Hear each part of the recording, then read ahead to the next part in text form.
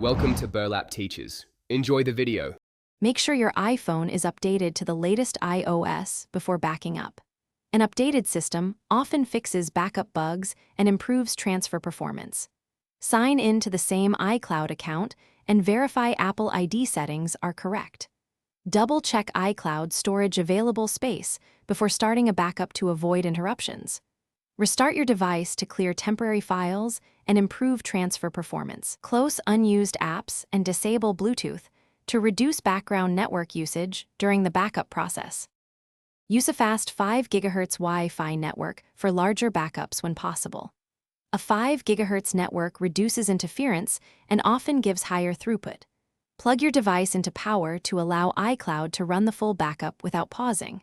Set your device to airplane mode briefly, then re-enable Wi-Fi to clear network congestion. Restart your router and move closer to it to boost signal strength and decrease packet loss. Avoid shared public Wi-Fi and heavy household streaming during the backup window to keep speeds consistent. Exclude large items like photos by toggling off specific app backups in iCloud settings. Choosing to exclude bulky apps or data can cut backup size by many gigabytes. Manually backup very large files to Finder, iTunes, or external storage first to reduce iCloud load.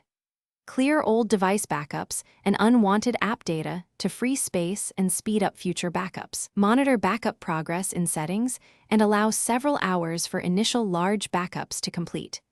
Repeat overnight while plugged in on a stable. Thanks for watching. Consider subscribing if this video helped you.